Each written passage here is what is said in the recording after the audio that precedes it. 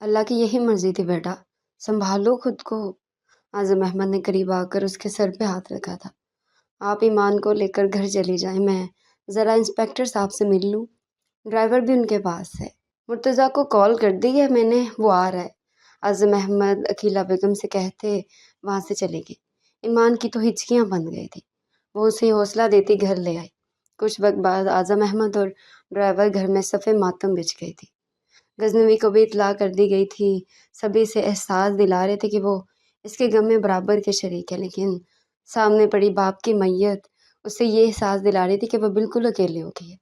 اس کا رونا سب کی آنکھوں میں آنسو لے آیا تھا، سبھی اسے حوصلہ دے رہے تھے، بیٹا بس کرو، ان کے لیے دعا کرو کہ اللہ آگے کی منزل آسان کرے۔ جنازہ اٹھنے کے بعد بلقیس بیگم جو غزنوی کے ساتھ آئی تھی، ایمان کے پاس آ بیٹھی اور اس کی ہچکیوں کی زد میں آئے وجود کو اپنی باہوں کے گہرے میں لیا۔ سبھی بھاری بھاری اسے چپ کرانے کی کوشش کر چکے تھے، مگر اس کی آنکھوں کی نمی بڑھتی جا رہی تھی۔ میں اکیلی رہ گئی خالہ، ایک ہی تو رشتہ تھا جو میرا اپنا تھا، اب اس ایک اپنے کی خوشبو کو کہاں تلاشوں گی؟ وہ بلقیس بیگم کے سینے میں منہ چھپائے ہچکیوں سے روتے ہوئے بولی، اکیلی کب ہو؟ ہم سب ہیں نا تمہارے ساتھ۔ اس کے دکھ پہ بلقیس بیگم کی آنکھیں بھی نم ہو گئی، وہ اسے دلاسا دے رہی تھی۔ بہت زیادہ رونے سے اس کی طبیعت بگڑنے لگی تھی۔ بلقیس بیگم اسے کمرے میں لے آئی۔ شمائلہ بیگم نے اس کے لیے کھانا اور ٹیبلٹ بھجوائی جو بلقیس بیگم نے اسے زبردستی کھلایا۔ وہ شدید ذہنی دباؤ کا شکار ہو رہی تھی، اس لیے انہوں نے وہ دوا کھلائی اور اسے آرام کا کہتی کمرے سے باہر آ گئی۔ اعظم احمد ابھی کچھ لمحے پہلے مہمانوں کو رخصت کر کے کمرے میں داخل ہوئے تھے۔ عقیلہ بیگم بیڈ پر لیٹی تھی، انہیں آتے دیکھ کر وہ اٹھ بیٹھی۔ اعظم احمد ست روی سے چلتے صوفے پر آ کر بیٹھ گئے، چہرے سے تھکن واضح تھی۔ وہ جیسے ہی آ کر بیٹھے تھے ان کا موبائل فون بجنے لگا۔ جی انسپیکٹر صاحب، وہ فون کان سے لگاتے ہوئے بولے۔ عقیلہ بیگم بیڈ سے اتر کر ان کے پاس آ بیٹھی۔ یہ تو بہت اچھا ہوا انسپیکٹر صاحب، تگڑی چارج شیٹ فائل کیجیے گا، اب کی بار اسے وہ چھوٹنے نہ پائے۔ ملک خاور علی کو بھی شامل تفتیش کیجیے گا، اس جیسے لوگ ہی ہمارے ملک کا نصور ہے، اس کی ہی وجہ سے یہ جیل سے چھوٹنے میں کامیاب ہوا، اور اب دیکھیے ہم نے کتنا بڑا نقصان اٹھایا، ہم اسے کڑی سی کھڑی سزا دلوانا چاہتا ہوں۔ اعظم احمد بولے، ٹھیک ہے، میں کل پہلی فرصت میں ہی آپ کے پاس ہوں گا، اللہ حافظ۔ کچھ دیر انسپیکٹر صاحب کی بات سننے کے بعد وہ بولے اور الوداعی کلمات ادا کر کے فون رکھ دیا۔ تھانے سے فون تھا، انہوں نے جیسے ہی فون رکھا عقیلہ بیگم نے پوچھا۔ اعظم احمد نے اس بات میں سر ہلایا۔ کیا کہہ رہے تھے؟ عقیلہ بیگم مزید جاننا چاہتی تھی۔ بادشاہ خان اور اس کے ساتھی کو گاؤں کے قریب گرفتار کر لیا گیا، یہی بتا رہے تھے۔ اعظم احمد پاؤں پسار کر بیٹھ گئے۔ یہ تو بہت اچھی خبر ہے، لیکن کہیں پہلے کی طرح چھوٹ نہ جائے۔ وہ پریشانی سے بولی، نہیں، اس بار ایسا نہیں ہوگا، یہ شہر اور پھر چند راہگیروں نے سب اپنی آنکھوں سے دیکھا ہے، گواہ ہیں وہ اس قتل کے۔ اعظم احمد نے انہیں تسلی دی، پہلے بھی تو گواہ تھے، لیکن کیا ہوا؟ عقیلہ بیگم کے لہجے میں بے یقینی تھی۔ ملک خاور علی نے اپنا سیاسی اثر و رسوخ چلایا، ورنہ وہ باہر نہ آ پاتا، پھر گاؤں کے لوگ ڈرتے بھی تھے اس سے، اس لیے اس نے دھمکیاں دے کر گواہوں کو یہ کہنے پر مجبور کیا کہ رشید خان نے اس پہ حملہ کیا تھا اور اس نے اپنے بچاؤ میں فائر کر دیا۔ اس بار ملک خاور علی ایسا کچھ نہیں کرے گا، وہ اپنی جان بچائے گا، نہ کہ بادشاہ خان کو بچانے کا جوخم اٹھائے گا۔ اعظم احمد نے تفصیل بتا کر انہیں مطمئن کیا اور وہ مطمئن ہو بھی گئی۔ چلو اچھا ہوا، اعظم احمد اب تھکے ہوئے لگ رہے ہیں، آپ آرام کر لیجئے۔ وہ اعظم احمد کے چہرے پر تھکاوٹ کے آثار دیکھ کر بولے۔ وہ سر ہلا کر اٹھ کھڑے ہوئے۔ ایمان کی طبیعت کچھ سنبھلی۔ اعظم احمد نے بیڈ کی جانب بڑھتے بڑھتے پلٹ کر ان سے پوچھا، کیسے سنبھلے گی؟ باپ کو کھویا اس نے، ابھی تو دکھ تازہ ہے، وقت تو لگے گا نا۔ عقیلہ بیگم ٹھنڈی آہ بھرتے ہوئے بولی، خیال رکھو اس کا۔ وہ عقیلہ بیگم کو ہدایت دیتے بیڈ پہ لیٹ گئے، جبکہ عقیلہ بیگم ایمان کے متعلق سوچنے لگی، پھر اٹھ کر کمرے سے باہر آ گئی۔ ویسے بھی مجھے بہت افسوس ہوا، میں تو تمہیں بہت سمجھدار سمجھتا تھا، لیکن تم نے مجھے بہت نا امید کیا۔ وہ اس وقت لان میں بیٹھا سگریٹ پھونک رہا تھا، جب مصطفیٰ کرسی اس کے قریب کرتا بیٹھ گیا اور اس کے ہاتھ سے سگریٹ لے کر ایش ٹرے میں مسل دی۔ میں نے ایسا کیا کر دیا؟ غزنوی نے اس کی طرف دیکھا، جو سمجھ گیا تھا وہ کس بارے میں بات کر رہا ہے، لیکن پھر چہرے پر ایسے تاثرات سجائے جیسے وہ اس کے الفاظ کو معنی نہیں پہنا پایا ہو۔ جس طرح تم یہاں سے اڑنچو ہو گئے تھے نا، اس بارے میں بات کر رہا ہوں۔ مصطفیٰ نے اسے گھورا۔ یار بتایا تو تھا کہ کمیل کا فون آ گیا تھا، مجھے جاننا پڑا تھا۔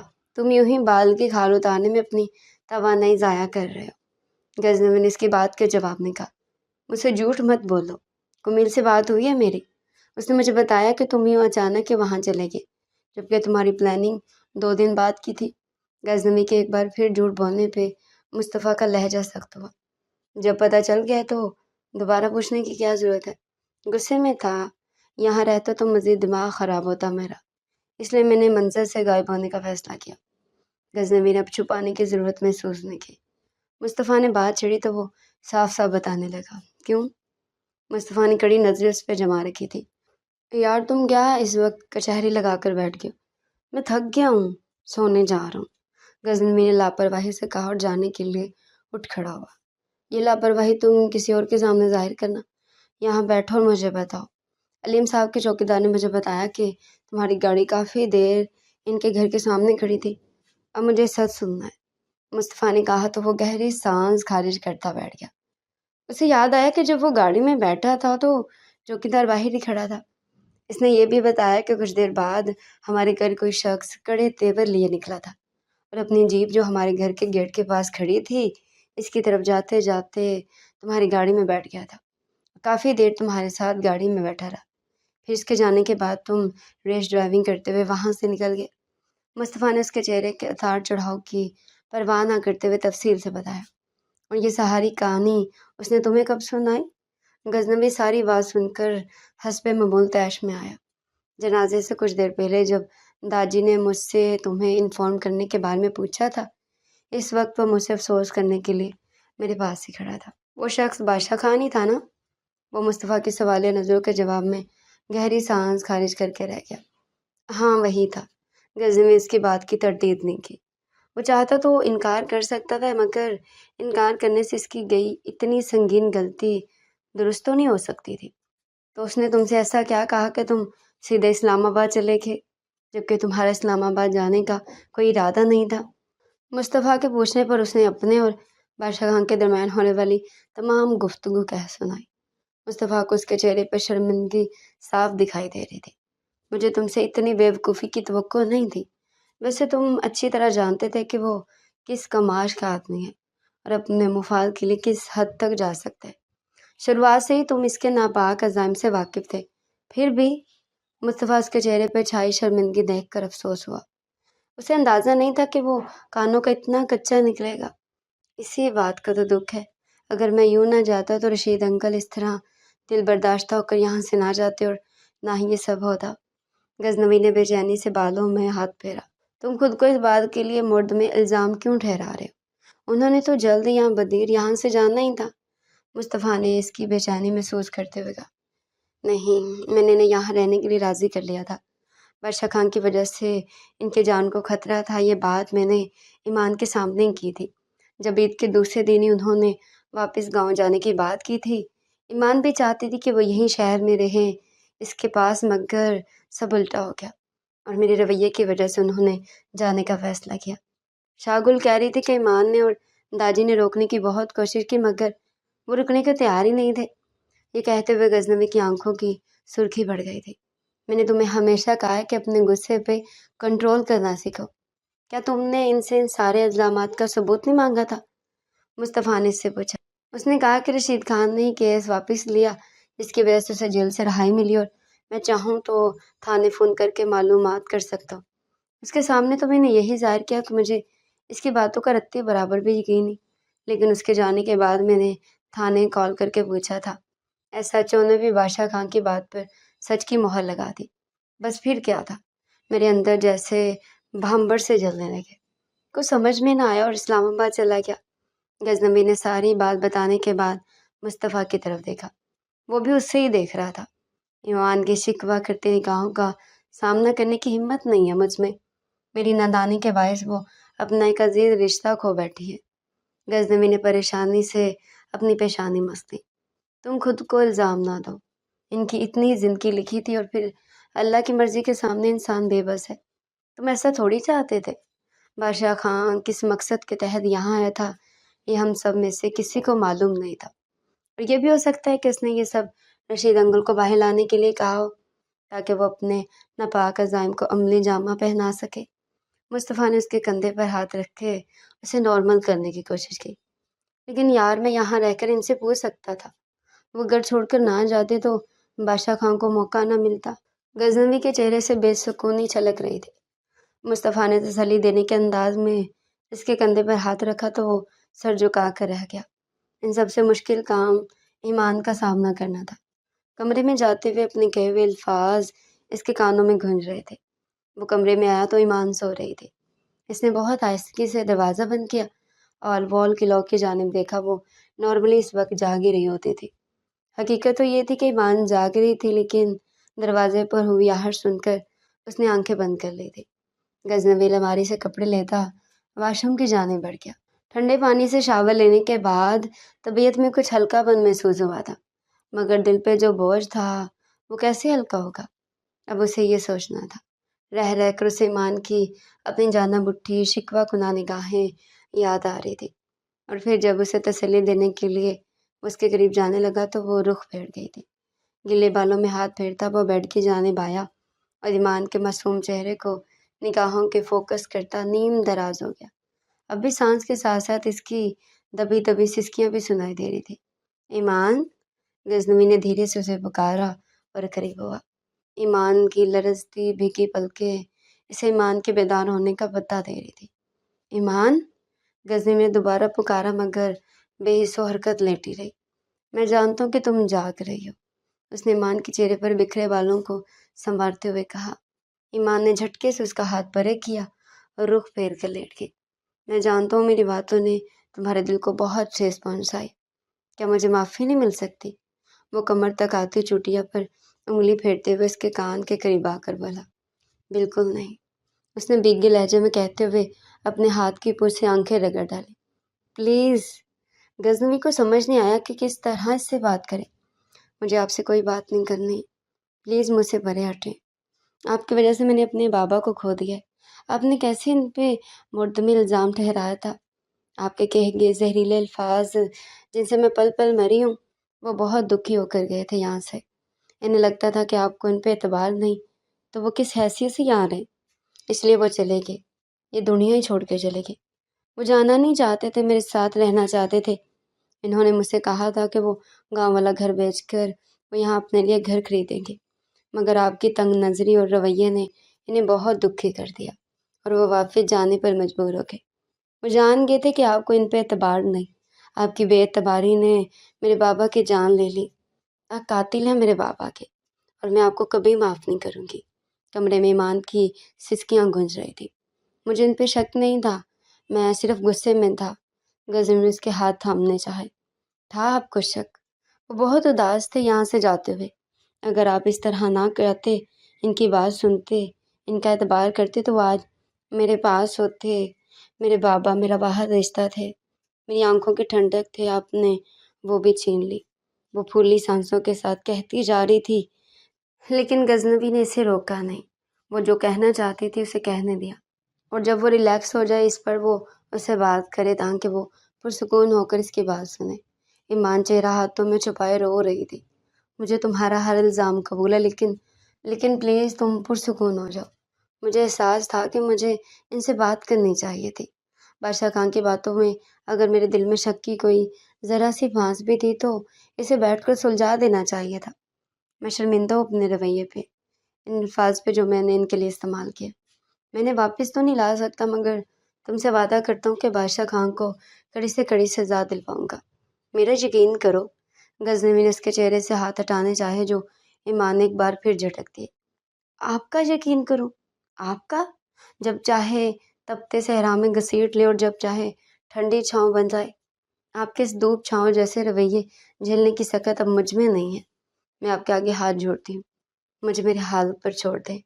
نہیں، بالکل، آپ ایسا کریں، اس جواری کی بیٹی کو ہی چھوڑ دیں، بخش دیں مجھے۔ اس کے سامنے ہاتھ جوڑتے ہوئے رو دی۔ غزنوی نے اس کی حالت کے پیش نظر مزید بات کرنا مناسب نہ سمجھا اور پیچھے ہٹ گیا۔ جبکہ ایمان کتنی دیر دبی دبی سسکیوں سے روتی رہی۔ بادشاہ خان اور اس کے ساتھی جانس خان کے خلاف مضبوط کیس بنایا گیا۔ بادشاہ خان کے وکیل نے بہت کوشش کی کہ بادشاہ خان کو بیل مل جائے، لیکن عدالت نے ضمانت کی درخواست منسوخ کر دی۔ اس وقت وہ جیل میں تھا۔ فی الحال وہ مسلسل وکیل کے کہنے پر اس جرم سے انکار کیے جا رہا تھا، لیکن پھر جسمانی ریمانڈ نے بادشاہ خان اور جانس خان کو قبول کرنے پر مجبور کر دیا۔ غزنوی اور اعظم احمد کی کوششوں سے گاؤں کے تھانے کا SHO پہلے سسپینڈ ہوا اور پھر اسے گرفتار کیا گیا۔ ساتھ ہی ساتھ اعظم احمد کو بتانے پہ ملک خاور علی کو بھی انٹروگیٹ بھی کیا گیا۔ اس نے تمام حالات بتانے میں بالکل پسو پیش سے کام نہ لیا اور خود کو صاف بچاتا سارا الزام بادشاہ خان پہ لگا دیا۔ عدالت میں کیس چل رہا تھا اور غزنوی کو امید تھی کہ عدالت کا فیصلہ بھی 1-2 اور پیشیوں کے بعد ان کے حق میں ہو جائے گا۔ آج بھی پیشی تھی، اس لیے وہ اور مصطفیٰ عدالت سے کچھ لیٹ گھر آئے تھے۔ اعظم احمد اور قلعہ بیگم لاؤنج میں ان کا انتظار کر رہے تھے۔ جب وہ دونوں لاؤنج میں داخل ہوئے، دونوں نے بیک وقت بلند آواز میں سلام کیا۔ مصطفیٰ تو معذرت کرتا اپنے پوزیشن کی طرف بڑھ گیا، جبکہ غزنوی وہیں اعظم احمد کے ساتھ بیٹھ گیا۔ کیا بنا اور کب تک فیصلہ آنے کی امید ہے؟ اعظم احمد نے اس سے پوچھا۔ انشاءاللہ 1-2 پیشیوں میں فیصلہ آ جائے گا اور ہمارے حق میں ہوگا۔ بادشاہ خان کا چیپٹر تو آپ کلوز ہی سمجھے۔ غزنوی نے آج کی پیشی کے متعلق بتایا۔ یہ تو بہت اچھی خبر ہے۔ اعظم احمد نے پرسکون ہو کر صوفے سے پشت دکھائی۔ جی، امی کہاں ہیں اور بابا بھی دکھائی نہیں دے رہے؟ غزنوی کی نظریں ارد گرد کا چکر لگاتی ان تک پلٹ آئی۔ تمہاری ماں تو کچن میں ہوگی اور ایمان کو سائمہ ساتھ لے گئی ہیں۔ وہ بچی بالکل بجھ کے رہ گئی ہے۔ باپ کی اندروناک موت نے اسے بیمار کر ڈالا ہے۔ سائمہ آئی تھی، میں نے زبردستی بھیجا کہ کچھ وقت گزار لے گی تو ہو سکتا ہے طبیعت کچھ بہل جائے۔ شام تک تم جا کر لے آنا۔ وہ کہہ کر گئی ہے کہ اسے وہاں رات نہیں رکنا، اس لیے وقت پہ اس کے پیچھے ڈرائیور کو بھجوا دے۔ عقیلہ بیگم نے اس کی بے چین نظروں کو تاک لیا تھا، اس لیے تفصیل سے بتایا۔ جی، وہ سر اس بات میں ہلاتا اٹھ کھڑا ہوا۔ میں ذرا فریش ہو لوں۔ وہ اپنے کمرے کی طرف بڑھ گیا۔ اسی دوران شمائلہ بیگم چائے لیے لاؤنج میں آئی۔ شاگل، غزنوی کہاں گیا؟ شمائلہ بیگم نے کپ عقیلہ بیگم کی طرف بڑھاتے ہوئے بھیجا۔ اپنے کمرے میں گیا ہے، شگفتہ کے ہاتھ چائے وہیں بھیج دو۔ تھکا تھکا سا لگ رہا تھا، انہوں نے چائے کا کپ تھامتے ہوئے کہا۔ ان کی بات سن کر شمائلہ بیگم نے شگفتہ کو آواز دی۔ عقیلہ بیگم انہیں بھی کیس کے متعلق بتانے لگی تھی، جبکہ اعظم احمد خاموشی سے اپنی چائے کی طرف متوجہ ہو گئے۔ کمرے میں داخل ہوتے ہی گھپ اندھیرے اور خاموشی نے اس کا استقبال کیا۔ آج کل یہی 2 چیزیں اسے کمرے میں اپنا استقبال کرنے کو ملتی تھی۔ اس دن کے بعد سے دونوں کے بیچ کوئی بات چیت نہیں ہوئی تھی، بلکہ وہ یہاں موجود ہوتا، ایمان وہاں سے ہٹ جاتی۔ اسے بات کرنا تو دور، اس کی کسی بات کا جواب تک نہیں دیتی تھی۔ سب گھر والوں کو مطمئن رکھنے کے لیے بس خاموشی سے اس کے کام کیے جاتی۔ غزنوی بھی بڑی خاموشی سے اس کی ناراضگی برداشت کر رہا تھا۔ اس نے بے دلی سے لائٹ آن کی اور الماری سے کپڑے لے کر واش روم میں گھس گیا۔ اس نے یہ سوچا تھا کہ یہ خبر جب وہ ایمان کو سنائے گا تو 1-2 پیشیوں میں بادشاہ خان کو سزا ہو جائے گی، تو وہ ساری ناراضگی بھول جائے گی اور پھر شاید اس کے رویے میں بھی کچھ تبدیلی آ جائے۔ مگر وہ یہاں تھی ہی نہیں۔ فریش ہو کر باہر آیا تو شگفتہ ٹرے لیے کھڑی تھی۔ یہاں رکھ دو۔ وہ تولیے سے بال رگڑتا ہوا قدرے سخت لہجے میں بولا۔ شگفتہ اس کا خراب موڈ دیکھ کر ٹرے رکھتی فوراً کمرے سے نکل گئی۔ غزنوی کھانے کے لیے کچھ بھیجوں؟ وہ بال برش کر رہا تھا جب شمائلہ بیگم کمرے میں داخل ہوئی۔ نہیں امی، بھوک نہیں ہے، آفس میں لنچ کر لیا تھا۔ اس نے پلٹ کر ان کی طرف دیکھا۔ اچھا، شام کو یاد ہے ایمان کو لینے چلے جانا؟ وہ جانا نہیں چاہتی تھی، لیکن شاگل نے زبردستی بھجوا دیا کہ تھوڑی آب و ہوا تبدیل ہوگی تو وہ اس اداسی سے باہر نکلے گی۔ وہ آ کر اس کے پاس بیٹھ گئی۔ جی ٹھیک ہے۔ غزنوی نے چائے پی کر کپ ٹرے میں رکھا۔ کچھ دیر آرام کروں گا، مرتضیٰ اگر آ جائے تو اسے یہاں بھیج دیجیے گا۔ وہ بیٹھ کے جانے پڑا۔ شمائلہ بیگم بھی ٹرے اٹھا کر کمرے سے نکل آئی۔ وہ انہیں کچھ خاموش سا لگا تھا۔ السلام علیکم چچی۔ وہ اسی سوچ میں گم چلی جا رہی تھی کہ مرتضیٰ تیزی سے سیڑھیاں پھلانگتا ان کے سامنے آ گیا۔ وعلیکم السلام بیٹا، کیسے ہو؟ انہوں نے اس کے شانے پہ ہاتھ پھیرا۔ بالکل ٹھیک۔ آپ یہ بتائیے کہ اب وہ خڑوس برخوردار کہاں ہیں؟ मुर्तज़ा ने उनके पीछे झांकते हुए कहा। शरीर? गजनवी अपने कमरे में है, वो अभी अभी पूछ रहा था तुम्हारे बारे में। शुमाइला बेगम ने इसके गजनवी को खड़ूस कहने पर हंसते हुए कहा। मजाज बखीर है इनके या गर्म है? मुर्तज़ा की शरारती रग मजीद बढ़ गई। मिजाज तो गर्म ही लग रहे हैं, अब तुम आ गए हो तो शायद ठंडे हो जाएं। उसके गाल थपथपाते हुए बोले। अब भी लीजिए, एकदम कूल कूल कर दूंगा जाकर। बस आप कुछ खाने को भेज दें, बहुत भूख लग रही है। वो हंसते हुए आगे बढ़ गया जबकि वो सर हिलाती सीढ़ियाँ उतर गई। असर की नमाज पढ़कर वो अरफा के साथ बाहर लॉन में आ गई थी। अनादल किचन में घुसी कोई कारस्तानी कर रही थी। मौसम काफ़ी खुशगवार हो रहा था। वो दोनों बातों में मगन थी कि गाड़ी का हॉर्न सुनाई दिया। चौकीदार ने गेट खोला तो गजनवी की गाड़ी धीमी रफ्तार से चलती पोर्च में आ रुकी। इस दौरान अनादल भी वहीं आ गए थे। ऐसे होंकों की तरह क्यों देख रही हो मुझे, जैसे किसी एलियन को देख लिया हो। गजनवी ने कुछ फासले पर खड़ी अनादल के नीम दामों को ठोड़ी पे हाथ रखते हुए बंद किया। ईमान नजरें अपने पैरों पे मरकूज किए हुए थी। ईमान को देखकर वो एकदम हशाश बशाश हो गया था। लबों पे एक जानदार मुस्कुराहट आन ठहरी थी। इसे लगा जैसे इसके दिल पे छाई बेचैनी कहीं उड़नछू हो गई हो। अल्लाह, गजनवी भाई आप कितने टाइम बाद हमारे घर आए हैं। अरफा इसे देखकर बहुत खुश हुई थी। हाँ ये तो है, काफ़ी वक्त बाद आया हूँ। वो चेयर टेबल के करीब घसीटते हुए बैठ गया। वैसे आप आज भी ना आते अगर आपकी यह बेगम यहाँ ना होती। अनादल ने नाराज़गी जाहिर करते हुए गजनवी की जानिब देखा। हाँ ये तो है। गजनवी के मुंह से इतना साफ इकरार सुनकर वो हक्का बक्का रह गई। यानी हमारी कोई वैल्यू ही नहीं? अनादल ने निरूठे अंदाज में कहा। अब जब बेगम बैठी हो तो इतना तो ख्याल रखना ही पड़ता है ना। गजनवी ने दाएं आंख का कोना दबाते हुए नादल को देखा। वो दोनों इसका इशारा समझकर हंस थी। इस दौरान ईमान बिल्कुल खामोश रही। फूफो कहाँ है? गजनवी उठ खड़ा हुआ और बिस्कुट उठाकर ईमान की चाय में डिबोते हुए पूछा। ईमान ने इसकी तरफ बहुत गुस्सीली नज़रों से देखा जबकि उसे शरारती निगाहों से देखता अंदर की जाने पड़ गया। चलो तैयारी पकड़ लो, तुम्हारा मिस्टर तुम्हें लेने आया है। अरफा ने बिस्किट ईमान की चाय में डुबोना चाहा लेकिन वो हाथ पीछे कर गई। अरफा? अब की बार गुस्सीली नज़रों से अरफा को नवाजा गया जबकि वो हंसने लगी। भाई बिल्कुल अपने भाई पे गई हो, ईमान ने रूठे अंदाज में कहा। तो और किस पे जाऊं? अरफा ने मासूमियत से आंखें पटपटाई। ईमान को हंसी आ गई। वैसे तुम दोनों चलो ना मेरे साथ।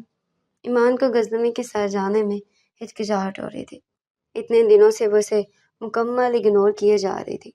वो बात मुकम्मल करने की कोशिश करता तो उसे झिड़क देती या वहाँ से उठ जाती, लेकिन गजनवी ने हार नहीं मानी थी। बस वो इसे मौका नहीं देती थी और यही मौका आज उसे मिल रहा था जो वो नहीं चाहती थी। हम कल आएंगे। वैसे भी कल बाबा और फिरोज भाई किसी काम से 1-2 दिन के लिए शहर से बाहर जा रहे हैं। अनादल ने बताया तो ठीक है कहती उठ खड़ी हुई। कहाँ? उसे अंदर की तरफ बढ़ता देखकर अरफा ने पूछा। मैं पप्पो से मिल लूँ? वो धीरे से बोली और पलटी लेकिन फिर वहीं रुक गई क्योंकि साइमा बेगम और गजनवी इसी जानिब आ रहे थे। गजनवी तुम इसे इसके पीछे आगे रहती 1-2 दिन हमारे पास। साइमा बेगम कैन की सीढ़ियों में से एक पे बैठ गई। मुझे तो कोई एतराज़ नहीं, अगर ईमान रुकना चाहती है तो रुक सकती है। इसने ईमान की तरफ देखा। ठीक है पप्पो मैं रुक जाऊंगी। वैसे भी अभी अनादल और अरफा बहुत इसरार कर रही थी, फिर आप लोग भी तो जाएंगे ना। साइमा बेगम के साथ वाली कुर्सी पर बैठ गई। अनादल और अरफा खुश हो गई थी। चलो अच्छा है तुम भी रुक जाते गजनवी। अब वो गजनवी की तरफ देख रही थी। नहीं फूफो फिर कभी सही, अल्लाह हाफिज़। वह संजीदगी से कहता पोर्च में खड़ी गाड़ी की तरफ बढ़ गया। ईमान की नज़रें इसकी पुश्त पे टिकी थी। अब वो गाड़ी का दरवाज़ा खोल ले चौकीदार को गेट खोलने का इशारा कर रहा था। शायद इसी दौरान उसका मोबाइल बजा था। मोबाइल पॉकेट से निकालते हुए पलटा तो ईमान इसी की जानिब देख रही थी। दोनों की निगाहें चार हुई। इसी लम्हे ईमान ने नज़रों का जाविया बदला तो वो भी रुख फेर गया। रात के खाने में क्या बनाए ईमान? साइमा बेगम ने इससे पूछा। मम्मा बिरयानी बना ले और साथ में कबाब। ईमान की बजाय अनादल ने जवाब दिया। तुमसे किसने पूछा है? अरफा ने अनादल से कहा तो वो इसकी तरफ देखकर मुंह बिगाड़ कर बोली। तुम्हें क्या तकलीफ है?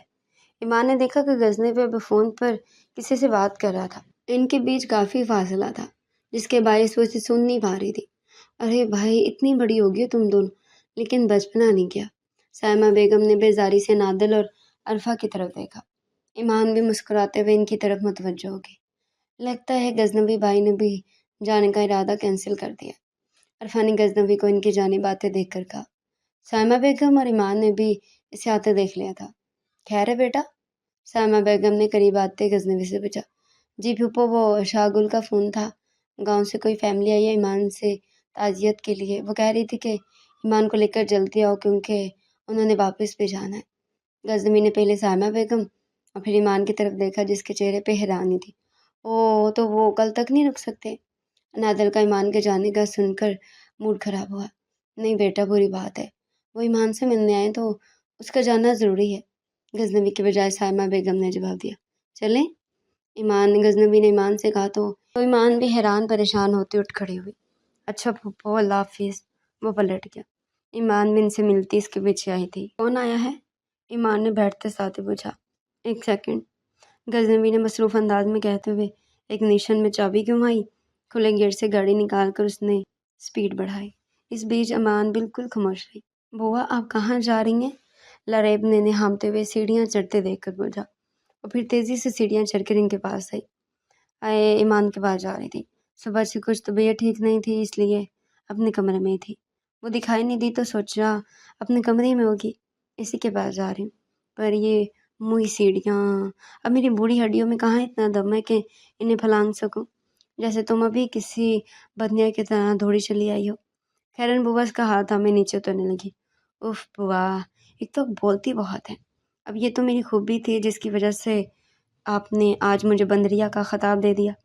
لاریب نے ایک ہاتھ سے انہیں تھام رکھا تھا اور دوسرا کانوں کو لگایا۔ ہائے نوچ، کیسے کنچی کی طرح چڑ کرتی ہے تمہاری زبان۔ اب بندیا کی طرح کلانچے بھرو گی تو بندریا نہیں کہوں گی تو اور کیا کہوں گی؟ بوا نے اپنے دوسرے ہاتھ کا استعمال کر کے اس کے کندھے پر ایک دھپ رسید کی۔ اوئی بوا، قسم سے سوئیاں چبھنے لگی۔ اب بھی کتنا زور ہے آپ کے مرد مجاہد ہاتھ میں۔ لاریب اپنا کندھا ملنے کے بھرپور ایکٹنگ کر رہی تھی۔ آئے دفعہ، چھالے پڑیں گے تیری زبان پہ جو مجھے مجاہد کہہ رہی ہے، چل چھوڑ۔ آخری سیڑھی پر پہنچتے ہی خیرن بوا نے اپنا ہاتھ کھینچ لیا۔ بلائی کو تو زمانہ ہی نہیں رہا۔ لاریب نے دونوں ہتھیلیوں کو افسوس کرنے کے انداز میں آپس میں رگڑا۔ آئے ہائے لڑکی، تیرا بیڑا تر جائے، مجھے نیچے کیوں لے آئی؟ اوپر جانا تھا مجھے۔ وہ مشکل 6 سیڑھیاں چڑھ پائی تھی۔ خیرن بوا کا جانا یاد آیا تو ماتھا پیٹتی بولی، لو بوا جی، میں نے آپ کو بچایا کیونکہ ایمان اوپر کمرے میں نہیں ہے، وہ سائمہ پھوپھو کی طرف گئی ہے۔ غزنوی بھائی لینے گئے ہیں انہیں، ابھی آ جائے گی۔ آپ یوں ہی اوپر جا کر پچھتائیں گی کہ بیکار میں اپنی ٹانگوں کو اتنی زحمت دی۔ آپ یہاں تشریف رکھیں۔ لاریب نے صوفے کی طرف اشارہ کیا۔ ہائے کتنی بھلی مانس ہے تو کہ تجھے میرا خیال تھا۔ چل جا یہاں سے، دماغ چاٹ گئی ہے میرا، یہاں تک بھر گئی میں تیری باتوں سے۔ خیرن بوا نے اپنی ناک کے کونے پر انگلی رکھی تو لاریب نے بھی وہاں سے جانا مناسب سمجھا، ورنہ بوا نے تو اگلے پچھلے سارے ریکارڈ آج ہی توڑ دینے تھے۔ لو جی، بی مینڈکی کو بھی زکام ہو گیا۔ لاریب کو ناک چڑھائے جاتا دیکھ کر خیرن بوا نے کہا اور خود ہی ہنسنے لگی۔ اب بتا کیوں نہیں رہے، کون آیا گاؤں سے؟ غزنوی کو ایک سیکنڈ کو جب 10 منٹ ہو گئے تو وہ غصے میں بولی، کوئی نہیں۔ غزنوی کا لہجہ سادہ تھا۔ مطلب آپ پھپھو سے جھوٹ بول کر مجھے وہاں سے لائے ہیں؟ ایمان اس کے ٹھنڈے ٹھار لہجے پہ کھولتے ہوئے پوچھا۔ جھوٹ نہیں تو سیانے کہتے ہیں کہ مصلحتاً جب جھوٹ بولا جائے اسے جھوٹ نہیں کہتے، اسے مصلحت کہتے ہیں۔ غزنوی نے اس کی طرف دیکھا۔ اور یہ کس سیانے نے کہا ہے؟ ایمان نے اسے کڑی نظروں میں تولا۔ مجھ سے بڑھ کر بھی سیانا ہوگا؟ غزنوی نے اس کے گال کو چھوتے ہوئے شرارت سے کہا۔ ایمان نے اس کا ہاتھ جھٹکا کیونکہ وہ ہنسنے لگا تھا۔ اب ڈرامہ بند کرو، تم بھی تو چاہتی تھی نا کہ میں تمہیں وہاں نہ رکھنے دوں، اب جب لے آیا ہوں تو نخرے آسمان کو چھو رہے ہیں۔ غزنوی نے ایک بار پھر اس کی طرف ہاتھ بڑھایا۔ ان فضولیات سے پرہیز کرے۔ وہ پھر سے اس کا ہاتھ جھٹکے۔ کون سی فضولیات یہ؟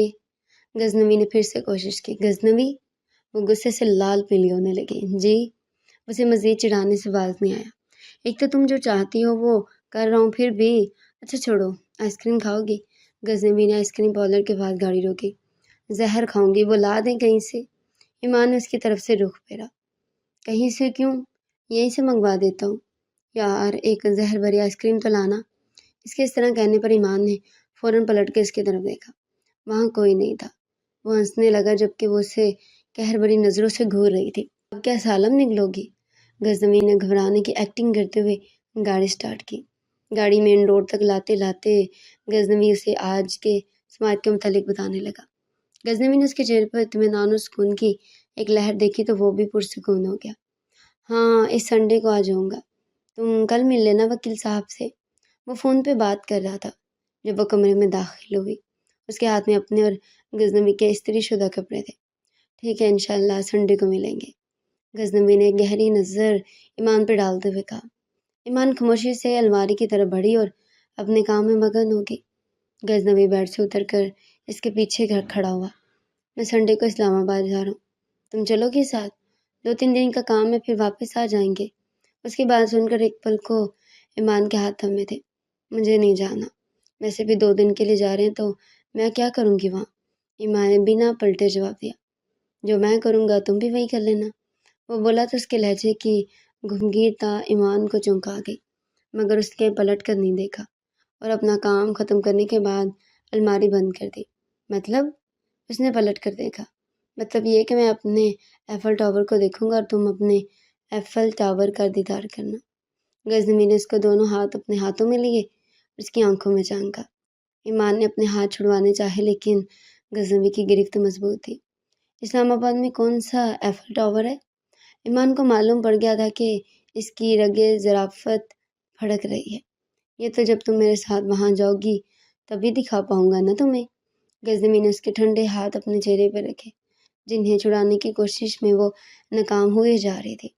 गजनवी की आंखों से लिपटी मोहब्बत की शुआएं उसके वजूद का अहाता करने लगी तो वो घबरा कर एकदम पीछे हटी। अब आगे बढ़ने का वक्त है, ना कि पीछे कदम लेने का। गजनवी ने एक झटके से उसे करीब किया। गजनवी की मोहब्बत का पैगाम देती आंखें इसे किसी अलार्म से लगने लग रही थी। छोड़ें! इससे पहले कि वो उसके हाथ अपने लबों तक ले जाता, ईमान ने अपने हाथ छुड़ाए और तेजी से कमरे से निकल गई। लेकिन अपने पीछे उसने गजनवी को जानदार कहका जरूर सुना था। धड़कते दिल के साथ सीढ़ियां उतरती वो किसी से टकराई थी। आय हाय, कहाँ भागे जा रही हो बहू? खैरन बुआ को सामने देखकर वो मजीद हवास बाख्ता हो गई। उफ, इसे कहते आसमान से गिरा खजूर में अटका। वो माथे पे हाथ मारती बड़बड़ाई। आए, क्या बोल रही हो? खैरन बुआ कान पे हाथ रखती उसके करीब हुई। कुछ नहीं बुआ। ईमान ने अपनी हड़बड़ाहट पे काबू पाया। आप ऊपर कहाँ जा रही थी? ईमान ने पूछा। गजनवी को बुलाकर लाओ, मुझे कुछ बात करनी है इससे। वो जहाँ से भाग कर आई थी उसे वहीं भिजवा रही थी। वो बुआ, वो सो रहे हैं, थोड़ी देर बाद बात कर लीजिएगा। ईमान ने बहाना बनाया। कौन सो रहा है? वो सीढ़ियों से उतरता इनके करीब आ खड़ा हुआ। लो, तुम तो कह रही थी कि गजनवी सो रहा है। खैरन बुआ ठोड़ी पे उंगली जमाए सवालिया नज़र से ईमान की तरफ यूं देख रही थी जैसे इसका झूठ पकड़ लिया हो। वो सटपटा गई। छोड़े ना बुआ, ये खुद चलते फिरते सोई रहती है। गजनवी ने कुनखियों से ईमान की जानिब देखा। खैरन बुआ हंसने लगी, जबकि ईमान कड़े तेवर लिए इसकी जानिब देख रही थी। गजनवी हंसी दबाए खुद को संजीदा जाहिर करने की कोशिश में था। मुर्तज़ा की हवा लग गई है तुम्हें भी? खैरन बुआ ने हल्की सी दब उसके शाने पर रसीद की। नहीं, किसी की नज़र लग गई है। वो मुसलसल उससे निशाना बनाए हुए था। अल्लाह मेरे बच्चे को नज़र बद से बचाए और जलने वाले को मुंह काला। खैरन बुआ खड़े खड़े थकने लगी थी, इसलिए सोफे की जानिब बढ़ गई। आमीन आमीन। अब बताइए, कुछ काम था क्या? गजनवी ने याद आने पर पूछा। हाँ, तुम्हारी अम्मा बता रही थी कि तुम आज कल में इस्लामाबाद जाओगे तो मैं सोच रही हूँ कि मुझे भी साथ ले जाना। बल्कि सौ रुकैया बहुत याद आ रही है, सोचा मिल लूँ, फिर तुम्हारे साथ ही लौट आऊँगी। उन्होंने कहा ठीक है, तो कल तैयार रहिएगा। गजनवी उनके पास आ बैठा। ठीक है बेटा, अल्लाह तुम्हें खुश रखे, ढेर हो तरक्की समेटो। खैरन बुआ ने इसके सर पे हाथ रखा। आमीन। गजनवी उठ खड़ा हुआ। ईमान भी जाएगी? खैरन बुआ ने खामोश खड़ी ईमान की तरफ देखा। नहीं बुआ, मैं तो कह रहा हूँ कि चले मेरे साथ, लेकिन ईमान ने कुछ कहने के लिए मुंह खोला ही था कि गजनवी बोल पड़ा। आए क्यों? ऐनक के पीछे से दो तजुर्बाकार निगाहें ईमान पर जम गई। बुआ सिर्फ 2 दिन के लिए तो जा रहे हैं, मैं जाकर क्या करूँगी? वो मन मनाई। हाय, ये क्या बात हुई भला? तुम भी साथ चलना। खैरन बुआ ने उसे नज़रों से तोड़ने की कोशिश की। जी, वो इतना ही कह पाई, जबकि गजनवी अपना काम होते देखकर वहाँ से खिसक लिया। गजनवी के जाने के बाद खैरन बुआ ने शौहर की मंशा का ख्याल रखने पर उसे एक लंबा चौड़ा लेक्चर दे देना शुरू किया तो फिर खामोश होने का नाम ना लिया, जबकि ईमान ने लेक्चर सुनते हुए दिल ही दिल में गजनवी को खूब सलावतें सुनाई। आधा घंटा हो गया था न इस्लामाबाद आए। खैर बुआ सोफे पर बुर्जमान लाउंज का जायजा लेने में मगन थी। ईमान किचन में थी और गजनवी आती अपने रूम में बंद हो गया था। ईमान ने चाय बनाकर पहले खैरन बुआ को दी और गजनवी को देने के लिए रूम में आई। वो वॉशरूम में था। इसने हाथ में पकड़ी ट्रे टेबल पर रख दी और नीचे आ गई। बल्कि इस बेगम और रुकैया को लाउंज में मौजूद पाकर वो नहायत गर्मजोशी से इनकी तरफ बढ़ी। कैसे मजाज है खाला? अहमद भाई और भाभी वो ऐसे शरारती टिप्पू कैसे अहमद भाई और भाभी भी और वो शरारती टिप्पू कैसा है? ईमान दोनों से मिलती खैरन बुआ के पास आ बैठी। शुक्र है अल्लाह का, हमारे मिजाज बिल्कुल बखीर हैं। तुम सुनाओ, अकीला बेगम और बाकी सब कैसे हैं? बल्किस बेगम बड़ी मोहब्बत से इसकी जानिब देख रही थी। अल्हम्दुलिल्लाह सब ठीक हैं। शागुल और अम्मी आपको सलाम दे रही थी। ईमान ने बारी बारी दोनों की तरफ देखा। वालेकुम सलाम, अल्लाह सेहत व तंदुरुस्ती अता करे, आमीन। गजनवी दिखाई नहीं दे रहा? बल्किस बेगम ने इर्द गिर्द नज़र डालते हुए गजनवी के मुतल्लिक पूछा। वो कमरे में है, आपके लिए चाय लाऊं या ठंडा? ईमान उठ खड़ी हुई। अरे नहीं बेटा, इस वक्त मैं चाय नहीं पीती, बस अब घर जाकर खाना खाऊंगी। ये तो गुल खान ने आकर खैरन और तुम लोगों की आमद का बताया तो रहा नहीं गया, दौड़ी चली आई। हालांकि रुकैया कहती रही कि वो लोग अब भी आए हैं, लंबा सफ़र था, थक गए होंगे, सुबह मिल लीजिएगा, मगर मुझसे कहाँ सुबह तक सब्र होना था, इसलिए चली आई मिलने। बल्कि इस बेगम ने इसे रोका तो वो वापस बैठ गई। बहुत अच्छा किया आपने, अब खाना हमारे साथ खाइएगा। क्यों बुआ? ईमान ने खामोश बैठी बुआ से पूछा। हाँ हाँ क्यों नहीं। खैरन बुआ ने तस्वीर गोद में रखी और बल्किस बेगम की जानिब देखा। अरे नहीं, खाना घर में ही खाएंगे और तुम भी थकी हुई आई हो, मैं भिजवा दूंगी खाना। आज रुकैया ने करेले गोश्त बनाए हैं, तुम थक गई होगी। बल्किस बेगम ने मोहब्बत से उसकी जानिब देखा। खाला आप लोगों को नाहक तकलीफ होगी, मैं बना लूंगी, ईमान ने कहा। कोई तकलीफ नहीं होगी, बल्कि इस बेगम ने कहा तो वो मुस्कुरा दी। कुछ देर इधर उधर की गुफ्तगू करने के बाद ईमान रुकैया को इशारा करती पुर्जी खाने में आ गई। फिर से लाल टमाटर निकाल कर स्लेब पर रखे और बर्नर रोल करने लगी। भाभी आप रहने देती, खाना मैं भिजवा दूंगी, अगर करेले नहीं पसंद तो कुछ और बना लूंगी। रुकैया ने किचन में दाखिल होते से खाने की तैयारी करते देखकर कहा। मैं तो बहुत शौक से खाती हूँ, मेरी अम्मा भी बहुत मज़े के करेले गोश्त बनाया करती थी, लेकिन ये तुम्हारे गजनवी भाई जो है ना, वो है तो इसी सब्जी जैसे, लेकिन ये खाने इन्हें पसंद नहीं। और फिर मैं चावल भी भिगो चुकी थी। तुम बताओ शादी की डेट फिक्स हो गई? ईमान ने उसे पूछा।